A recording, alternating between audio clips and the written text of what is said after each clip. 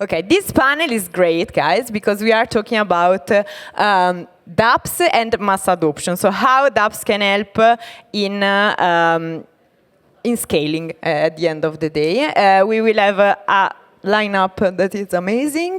We have Miggy from Sophon, Dino from Fluent, Claudia from Base, and you sat in a strange way. And and then Benji from Line, and everything will be moderated by our star, DappaDan. So enjoy, and see you later. Thank you, everyone. So it's really exciting to be here at the first ever panel in history talking about crypto mass adoption. I'm very excited. We got the best people for it. Yeah. So obviously we've covered a lot of this before. You probably have seen many panels. But I think what I would like to start with is I'm all a big fan about joy. And I think, just fun on chain, that's cool. But like joy, everlasting kind of fun or some pleasure. So I'll go around. We'll start with you, Benji, on what has been like the most enjoyable on-chain or dApp experience that you've had recently. And it could be your thing, but preferably not. Okay. Well, to be honest, we as a Line app, I don't think you've heard about Line app before here, because it's not. I mean, it's still your time, Mel. This is your time to tell us. Okay, so how many of you have heard about Line app before? Raise your hands. That's great. Okay, so Line app is like WhatsApp in Asia. If you go to Japan, Thailand, Taiwan, they only use Line. We got 250 million monthly active users. And we launched an app store, Web3 app store, online just this year. And we got 100 million users so far. And that's the joy that I had recently, making this app store, targeting the Web2, the real users in the world. And I think I can share more about this throughout this panel discussion today, so you can just move on. Yeah, I've been using Banker a lot. Banker is an AI agent that you might have seen on X or Farcaster, and you can basically interact with it to make trades, hear about what your friends are buying on chain, and even send money really seamlessly. So on Coinbase Wallet, we recently integrated Banker, where if you're in a group chat with your friends, you can just say, hey, Banker, send all my friends 20 USDC, and it can just do that in one transaction. So it's really changing the game on how you learn about what to trade and how you can execute transactions. So it's been really fun. You can also ask it to roast your friends' portfolios, which is a fun use case as well. Is this thing good? Okay. I didn't test it before. Okay. Hi, guys. So over the past, 6 months, I feel like there's been a crazy swing towards it's attention-based tooling, right? Mindshare, everything from I think Kaido in a lot of ways kind of kicked it off, but following that even, right, with the Laudio experiment, which I'm sure if anybody here is as addicted to crypto Twitter, I'm sure everybody's just as addicted to crypto Twitter, so fine, you probably know these things, like Laudio experiment, there's this notion of just mindshare, attention, et cetera, that people have gotten so obsessed with over the past 6 months especially. And one thing, it's less of, I'll say an app that brings me joy, but an app that has really been refreshing for me has actually been seeing how Ethos and the apps that are using Ethos as a core primitive to actually not only focus on to kind of counterbalance this focus on attention and attention capital with more of trust, reputation, and social capital. And I think all the platform, many platforms can make more use of this, I'll call it social capital tooling, things that incorporate not only just raw virality and things that are really cycle-based, but more sustainable, primitives like Ethos. And I think we'll see a lot more that represent more sustainable kind of relationships, trust, and reputation. I think we're barely scratching the surface on kind of these social capital tooling. I'm excited for more apps to build on Ethos and for more primitives like Ethos. You took my answer, actually. I was going to say Ethos.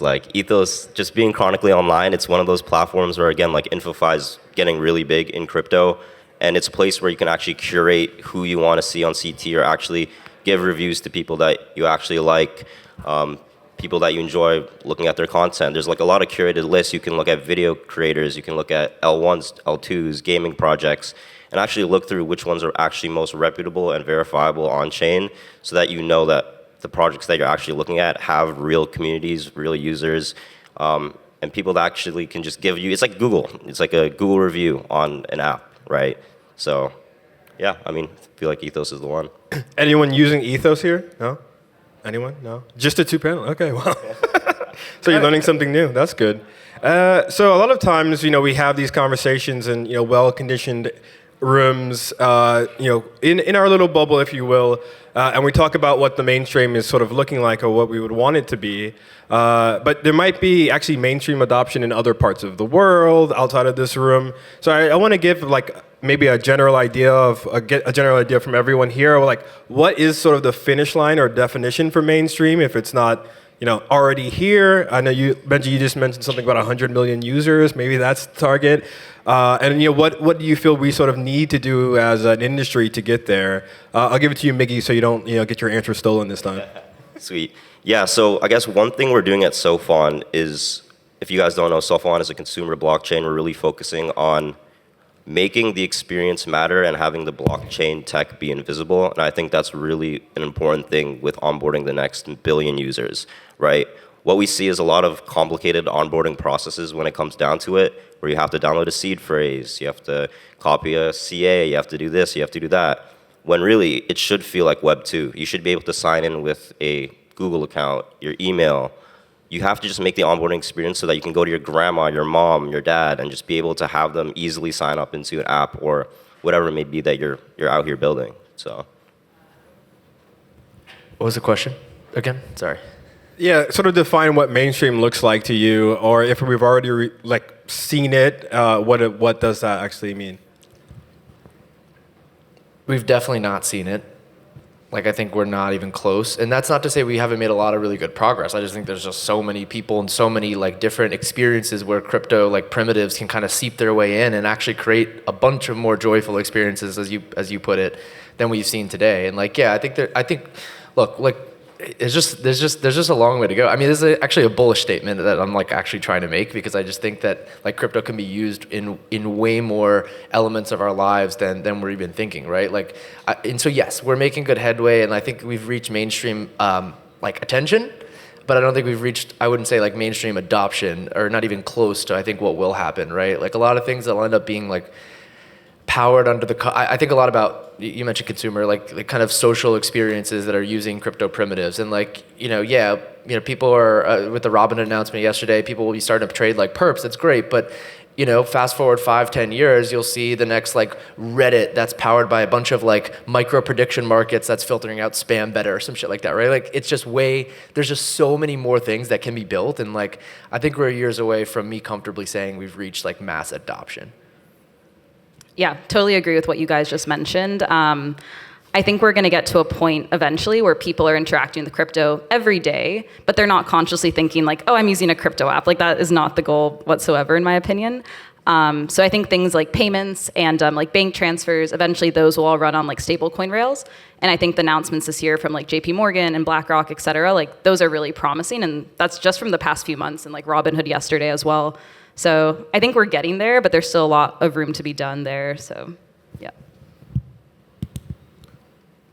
See, a lot of crypto projects are suffering from getting new users on board, and what Line can help for them is that we got, like I said, 250 million monthly active users, no bots, and we've been building these marketing tools targeting Line users as well, so that maybe that is one of the reasons that we were able to onboard 100 million users in 6 months into our Web3 ecosystem. And also, we got payment rails made by Line app, and also KakaoTalk is the #1 messaging app in Korea. We're using these two payment rails to deploy stablecoins with the government. And yeah, I think we still need some time to realize, actualize the mass adoption, but I think we're going to the right direction with this, business now. Yep. Nice. I was a bit worried that no one was going to not say the word of the summer, which is stable. I think I've been to 6 events with the word stable in it. And I want to get maybe your opinions on if it's stable coins or sort of the end game in terms of mass adoption, or do you feel in some senses that, maybe it's just a gateway drug into more crypto native type of primitives? And I'll start with you, Miggy, then. Yeah, I think it's like a gateway drug in a way because if you think mass adoption, it's not just going to be payments and those solutions. I think there's a lot of opportunity in like the consumer space when you look at entertainment. For example, we have an on-chain ticketing platform very similar to Ticketmaster, but you won't get scammed outside of an arena if you're trying to go to like a basketball game or something. When you can just buy it, it's verifiable on-chain, and the fees are way lower, right? Like there's a lot of different kind of solutions you can look at. We have SocialFi that's being really big. Like how can we incentivize attention and mindshare? That's a very controversial topic, but I won't get into that. And yeah, there's just a lot of routes we can take. I think gaming is one that's kind of been brought up a lot in the last couple of years or recent years. So it's just how can we really implement a blockchain piece of technology into a consumer product without making it feel like a crypto product. Question was stablecoins. You don't have to answer it if you don't remember. No, it's Okay. just like a stable coins if it's Leading like, to other crypto native. Yeah. I think it's gonna work both ways. Like honestly, I think it'll work both ways. I've particularly spent more time thinking about the other like side, like almost like the other side of it. I think in terms of like there's real world assets, stable coins, like other like real world things moving on chain, and then there's like net new assets. You know, whether this is based on like time mark, like people think about like time.fun, like people like kind of tokenizing your time. I think you're gonna see like a ton of new like social and I mean, I guess you can call it info-fi, even though now I feel like that has a bad taste in its mouth, like for this like period of 2 months. But I think you're gonna see like a ton of derivatives from like social activity and like creators, and we're just getting started with like people's time, people's mind shares, people's reputation. Like I think you're gonna see a slew of that, and it's just I think like the real world asset, the net new asset side of thing is going to just actually dramatically outpace the real world asset side of things. So as much as I think there's amazing work happening in stable coins and all that, I'm actually more, and this I guess maybe going away from your question, but like more excited about like the net new asset side. Oh, actually it does relate, because I think if you get a bunch of like people excited about new types of games and experiences, I think it'll be way easier to kind of like integrate stable coins into those. Makes sense. Yeah, I think stablecoins are probably the broadest and most frequent use case. Like, if you think about it, we're making payments every day, unfortunately. Hard to not spend. But there's also so many different user segments. Like, some people here might be frequent traders or frequent creators, or maybe you take loans somewhat often. So I think the goal is really to reach those segments and help them see like how Web3 and crypto can like make those interactions better. Whether it's like posting on Zora to earn from your content when you've never been able to earn on Instagram, things like that, or being able to trade 24/7 on Aerodrome or Jupiter because like the markets close at 5 p.m. otherwise. So I think really reaching those audiences and making those benefits really clear is going to help us a lot with mass adoption. Yeah, I think stablecoins should be deployed first, and it should be spread out to Web2 users first in order to have a solid bedrock to create a ecosystem targeting Web2 users. And once we have stablecoins, we can scale this ecosystem out to DeFi sectors, right? Right now, if you see your friends outside, Web2 users, they never use stablecoins. So I think one of the ways that we can do is to find the right payment rails or build your own to reach out to those audience. And like I said, what Line can help is we have Line Pay, PayPay, Kakao Pay. We got 250 million users here, so we can use this channel to distribute your stablecoins as well. Nice. We'll transition to the role of the kind of developers in terms of onboarding. Is anyone developers in the room? Anyone consider themselves a developer? Okay. All right. I was worried. There was only like 3 of us. Okay. Cool. So a lot of I think the criticism of Dapps, the focus here, is that they're kind of made by developers for developers and kind of their experiences that they have. So maybe that's a kind of a barrier to mass adoption. I want to get everyone's kind of opinions on, or even advice on what you think Dapps could do more in terms of making joyful experiences, if you will. And Mickey, you mentioned things about like onboarding, right, and logging in with your email, but there's probably something more to it in terms of the experiences and getting the mass adoption there. So Claudia, we'll start with you on that. Yeah, for sure. I love this question. I think overall, I've seen dApps win when they simplify funding and also simplify transactions. So we've made a lot of progress here. I think funding is really difficult still, but solutions like Apple Pay tend to work really well. We're also very excited about social onboarding, where like your friend can send you a link and you get 10 USDC, and then you can just start using the app immediately. And then with transactions, I think a lot of apps have seen success by like defaulting to USDC and then just simplifying the ETH transaction so it's gasless. So yeah, I definitely recommend people to do that. Like, just think about someone who's brand new to crypto and like really see it through their eyes, and yeah, just try to make it as close to Web 2 as possible. I do think Zora is a really good example of this. Like, you just double tap a post and it's like a transaction, but you wouldn't know that's happening under the hood. Nice. I think there needs to be like a bigger mind shift, like a mindset shift. I guess one good example of this is if you saw a lot of the you'll see that I'm just like I spend way too much time on crypto Twitter. But like you guys might have seen over the past year or so, clearly Solana had been gaining more momentum like before that, but I feel like the discourse around like the Ethereum ecosystem needs to kind of shift to more like, I call it like product centric. I feel like historically crypto, just the mindset, like the tendencies veered between like super research, ideology, etc., all the way to like grift and mud. It's like, hold on, like people use products, like you gotta, like I think you need more of like a product like DNA, and I think it was really, I think, eye-opening to a lot of people in the Ethereum ecosystem over the past year, because like collectively, I'm one of them, is like, wait a minute, like you need more of that mindset to go mainstream. And I think it applies to like most of the apps that I see, that like I think everybody could leverage more of that, more of like a product person like mindset. Because right now there's like a ton of amazing experiments and amazing primitives that have been produced, right? Like whether it's prediction markets, time markets, all these like cool things that I think are like transformative, but I don't know if we've even yet done a great job creating like products around them. And so like I think, yes, like I agree, everything you said, I completely agree with. This is like purely additive, like we have to fix the UX and all this stuff. But I do think that there's a little bit more of like a mindset shift that needs to happen. And I do think that like naturally kind of happens when you get more people into the space, because like a lot of the people I know, builders in Web 2, cloud, SaaS, AI, like they're like used to, because they don't have like these like special superpower, like, like they can't create new money and stuff like that. And they haven't almost been, there's like a blessing and a curse when you could just kind of like print tokens and stuff. And so like, I think there's a lot of people outside of crypto that like have that DNA, and I think we could all kind of learn from, because I'm guilty of it as anyone else, just like nerding out over the like blockchain stuff. And so I don't know, I think we need some fresh blood in the space. I think we need to like learn a little bit more from, I don't know, people from different ecosystems, but like kind of the Solana cultures has this done, I think, a little bit better.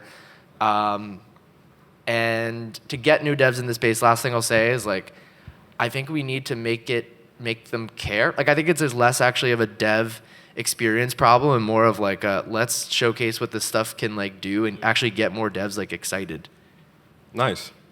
Yeah, I agree a lot with what you said, Claudia, with just, for example, just the experience, making sure the transactions are invisible. For example, with Sophon, we have a paymaster, so there's no gas fees. Everything is just one click. You're good to go. And more with Dino, what you said, I also agree with you, because I think there needs to be a huge culture shift, right? When we look at Ethereum over like the last year or two, there's been a lot of FUD about just the social media game isn't being done right, and we're not doing it right to find the next million users. It's a lot of just the same grift of the 30 to 50,000 people on CT talking about the same thing in our own circle, right? And where I see, looking into Solana, this is another controversial one, but Pump Fund was like huge to actually bring on like new users, right? And the main ideology behind it is everyone makes money, right? But you're seeing a bunch of new Web 2 people just coming in. You see people making thousands of dollars, and you see content creators like Rasmer and all these new kind of gen creators coming in to make content on like TikTok, YouTube, Instagram. These are the ways we're gonna find new users, and these are the users that are gonna come use your product. And again, with what Claudia said, just gotta fix a lot of the UX, UI, which I think we're getting there, it's getting better. But I think, again, yeah, culture is one thing that we need to change. Okay. I think if you're talking like Web2 users here, wallet abstraction and going gasless is really important. And we got this platform called the App Portal on the Line app. We provide SDKs for builders to actualize the really extraordinary experience for users, like removing all those hassles or barriers that would probably block them out along the way. I would really want you guys to just try out the App Portal once you have time and just give us feedback so that we can improve the products too. Yeah. Nice. So some of you mentioned this already, but gasless transactions and paymasters and things like that. Do you feel, and this is going to be an open one for anyone who can take it, that there's anything on a technical level or technical obstacles that we still haven't really solved from that perspective to reach mass adoption, or is it more, again, on the cultural level or layer that you kind of feel? Anyone can take. I mean, I'll take this one. I think it's a huge pain point in education and marketing, right? I just don't think we're expanding hard enough or going hard enough on other platforms like your Instagram, your TikTok. I think YouTube is somewhat there, but we just need to make content very, I hate saying normie, Web 2 friendly, and just have people really understand. I think people know what crypto is. They think the narrative is it's a scam, but we just have to make really Gen Z, brain rot content that people can it's digestible, they understand what we're talking about, so they can actually start using our products that we're making. Yeah, I think as of this year, the technology is mostly maybe 90% there. So I do agree, it's mostly the mindset shift. When you're building products, you should maybe ask 10 of your friends, hey, would you use this? Is this idea interesting to you? And if the answer is no, I think really dig in and understand why. I think one of the main value props of crypto that even we've seen in the bull runs and things like that is people associate crypto with earning money, which could be grifty, but it also could be positive and sustainable, thinking about creator earnings, or even obviously holding Bitcoin has been sustainable, things like that. But yeah, I think apps that really can hone in on their use cases and make those benefits really clear will win long term and win with a wide audience. So the mindset shift is really key at this point. Nice. Anyone else? No? Dino? Deep in thought? He's thinking. So, okay. There's one other thing that I feel isn't talked about enough. It's how to actually, the unlock of recruiting more go-to-market side people into crypto teams. So if you think of this mental model, we have a lot of really good primitives. We need to make good products out of them. The people who are what we're finding at Fluent is people who are really good at making these products often have the industry expertise. This one of the I'll show a Fluent app here, actually not even Fluent, called Pump House. It's basically, think of Fantasy Top for OnlyFans. Haha, I know, but it's actually a really good. I think it's a really cool app, and we basically recruited one of who's now their founding BD, who came from that world and understood all of the intricacies of dealing with OnlyFans models and agencies and stuff like that. And I could tell you right now, our team or most of the crypto people I know would have fucked up those relationships. I don't know if that's Yeah, it's a family show. Would have messed up those relationships plenty. And so just little things like that, where it's okay, if you spend a week with the person who's looking for their next gig, there was a SaaS VP or something like that. Get them immersed into crypto culture and some of these crypto primitives. People will get excited about some of us. That's why the consumer use cases, especially to me, have been resonating with a lot of these people. And they actually have the industry and sector knowledge to, I think, create good products with all of these amazing primitives that we've already built. So yeah, that was what was going through my head when you called on me. I don't know if that was No, that's perfect. Thanks. Okay, we're gonna transition to founders, and one of the things I wanted to talk about was really, and Miggy, you kind of brought some of this already, around the role of sort of content and marketing for mass adoption, getting people excited, we kind of talked about, or even recruiting people. I wanted to see in each of your opinions, what's and probably not the thing that you're making, but any good examples that you've seen of projects that have used content and marketing to leverage and onboard more users or developers or talent, and what made that good. And I'll give you kind of an example from my eyes, at least, this is my opinion, but Cluely took over the feed for, I don't know, a month. I still don't know exactly what the product does, but the amount of excitement that was built around that, and they had like amazing content and marketing around it. And I don't see that all the time in the Web3 or crypto space. So maybe you've seen examples, or maybe things that other people can learn from that side. Miggy, you've been talking about it for a lot of time, so maybe you have an example to give that's not your video. Well, I mean, it's tough because like I think we're genuinely at a point where not many people are doing like really good marketing. But I can say that like again, Cluely was a really good example. They're more on like the tech San Francisco side of things, not really in crypto. But just the way that Gen Z is like marketing the content out as like a tech company that's raising money is completely different from what we saw like a couple of years ago. If we look at companies that are actually doing good I think Base is doing great marketing actually. I think you guys have done a lot to onboard users. Your products are very simple and easy to use. And your expansion outside of Twitter or X has been pretty phenomenal, honestly. So like I think you guys are doing a great job. And just for, I mean, examples like the Basis for Everyone, I think that was kind of like a really solid campaign. Claudia, do you want to one say, oh, thank you, and then maybe what your example is? Very nice. Appreciate it. Yeah, I think overall, like, Cluely was awesome. Yeah, was that crypto, though? No, it's AI. Okay. Yeah, I know this. Yeah, I'm not like wait. an idiot on the panel, but yes, I just it's an example. Yeah, that's very true. I do think overall, like, we over-optimize for crypto Twitter, and, like, we're guilty of this, too. Like, whenever we launch, we're like, what are we going to post on Twitter? And I don't know. I think, like, long-term, we should be thinking of, like, other avenues that are more sustainable and more product-driven. So I think an app that did marketing and content pretty well is FriendTech back in, I guess, like 2 years ago now. And the reason I think they did this well is they had really good like FOMO, because they had invite codes, and they would like every week drop like a leaderboard and people would post it on social. So they had this like natural growth loop of like people posting about them. It was happening every week. People were talking about it for months. They also got a lot of influencers involved early. So I think they did a really good job. And I think when you think about your product, you shouldn't just think about like, what are we going to post on Twitter? Like what billboards are we going to get? It should be more about like, how do we like drive this loop of people inviting and like telling their friends about it? Because if people are telling their friends about your product, it's going to just drive user adoption in like a really like exponential way. So I think the best apps have been doing that really well. Benji? Yeah, I think when it comes to marketing, what we have experienced from Line's perspective is that we have a lot of like Web2 users, right? So it's really hard for us to educate what these are for. Because like we have this platform called like the App Portal, like I mentioned.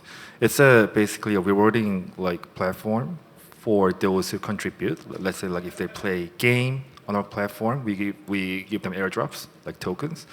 But like Web2 users, they don't have what idea even what token means. So we're now what we're doing is we're now creating like educational like content that is combined with like marketing messages to enlighten those group of people. Is there anyone that is doing a good job of that like you've seen before? Nope. Okay. Web2 users, I'm not sure. Like Web3, yeah, there are a lot, but like Web2 users are hard to, convince. So Fair enough. we'll see how it goes. Okay. Dino? No, but Ouch. not no. So I think crypto native marketing, you guys are doing a really good job. I don't know if anybody's, in my opinion, doing like as. I think we could all do a much better job at like. Who's doing a bad job? Everyone, all of us, we're all doing a bad job. We could all do a better job, honestly, at targeting the users of these apps, like where they actually are, whether they're on other social media like platforms. I just think that, we could be much more intentional about it. One thing that I'll give, I don't know if maybe this is veering away from marketing into more BD, but like I think the Believe team clearly did a good job, like probably boots on the ground, recruiting like Web2 founders.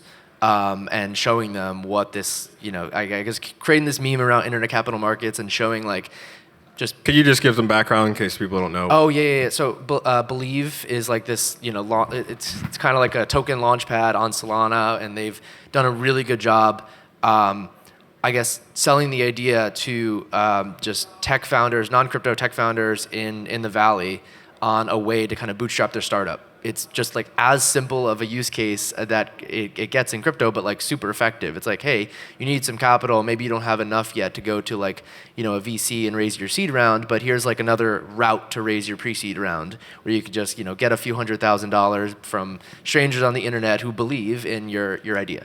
And they clearly did a very good job. I don't know if, I'm not familiar with the exact like, how they my hunch is it's less marketing and more just like boots on the ground, probably in SF, convincing people, which might just be like an utilized strategy. Very nice. We talked a lot about crypto Twitter and mindshare. I think we said that a few times as well. I want to hear your opinions on like how to sort of find, as a founder or a builder, find the balance between trying to win mindshare or being the talk of the Twitter feed for a certain time, or actually building long-lasting products that might actually lead to the mass adoption that you're looking for. Like, how would you sort of recommend to someone building an Dapp now to balance that? I'll go with you, Miggy, first. I gotta think about this one real quick. So. Ooh, okay, that's good. Even though we sent you the questions beforehand, so no, sure. Claudia, how about yourself? Yeah, I think overall it's really important to like think long term. So like even if you want your app to go viral like next month and like you have this crazy video like Cluely did planned, I think that's great, but you should also think like what am I going to do after that? Like how am I going to keep this up? Or like how is my product going to have these natural growth loops? I think it's really important, especially in a space that moves this quickly, to like obviously be very quick in your execution and like ship updates really fast. So yeah, overall, I like wouldn't spend like 2 years building something and then drop it. I would like be building out in the open, in public, and like be iterating as you get feedback. And I think, I don't want to just talk about crypto Twitter, but I feel like the crypto community right now like really responds to products that do like engage the community and like have that presence. And yeah, I think overall it's just very good to like have people involved in your product process and like bring users along. And we've been doing that more on Coinbase Wallet. You may have seen like our updates the past few months. And so far people have really enjoyed that. And like we literally listen to every piece of feedback we get and respond to it. So yeah, TLDR, like think long term, but like build short term and like be iterating at, like as you go. Nice. Benji, how about yourself? Yeah, I think thinking long term is a must for me. Because like when I see this like Web3 space recently, they form a quick hype and just do airdrops, they move on. Like users are shifting around, right? They don't stay within like one single ecosystem. That's a big issue. Like let's face it, okay?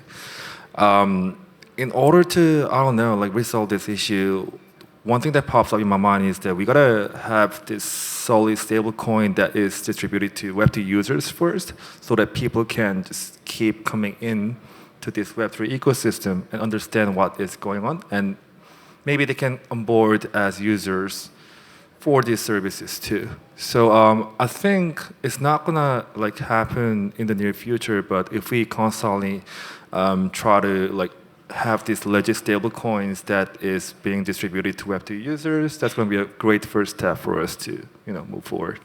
Nice. Dino? I think it's a balance, right? You have like not to knock mindshare, like it's important. Like attention is a really scarce resource and it's extremely important. But you have to do it. Like I think it's more art than science. Like for just a stupid example, the first one that come to mind is if like who's like so good at this, like Elon and Tesla, right? If you say like, okay, the cars are going to ship next year and it's overly ambitious and that gets you a lot of mind share, but the cars don't ship for 10 years, not good. You didn't do that very well. Like if the cars ship in a few, maybe 3 years, maybe that threads the needle where you kind of sustain like the hype and attention, but you actually deliver and oh, by the way, the cars better be good. So like that's just the first example that came to mind, but like I think it needs to be it's good. Mindshare is good, but you need to treat it with some balance with like your actual delivery. I mean, I definitely think infrastructure, like the infrastructure products in crypto, in my opinion, have dramatically over-indexed on mindshare, completely over-indexed on mindshare. Mindshare is good to be able to bootstrap, awareness, bootstrap, even like for a chain, for example, like the app's building on you and like get users and community excited, great. But I really think that like if you took like a lot of the chains and infrastructure products with, however much mindshare, if you could probably cut it in half, take 50% of that budget and energy and like optimizations and shift it towards like working with your apps and making them really great or helping them get mind share, like I think that's like a way better move. And I definitely think there needs to be kind of a swing away from that, especially for infrastructure products. Nice. All right, Miggy, you cooked. Yeah. So like I guess from like a chain perspective, right? Like Dino mentioned, it's championing your apps to be great, and we're a I guess permission chain, so we really vet who builds on Sophon and making sure that we can actually support them. They're here for the long term, and we're ensuring that what they're building actually makes sense, and it's not just a grift and they're going to build and be gone in like 2 months, right?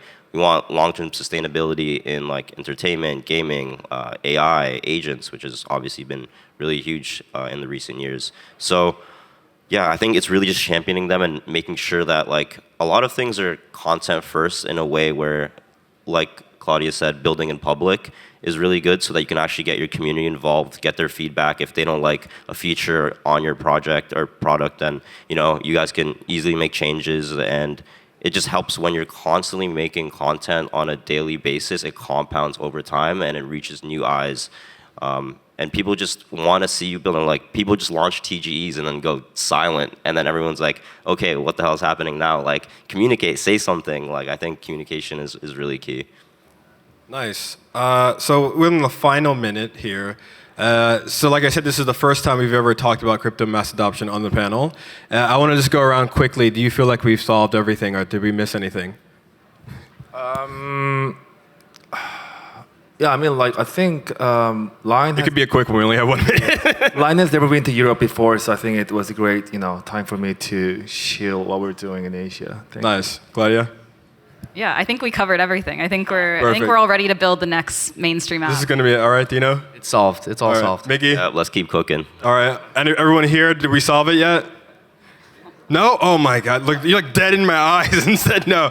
All right, well, we tried. I guess see you next year for the next panel on this very much. Try again next year. Thank you, everyone. Thanks, guys.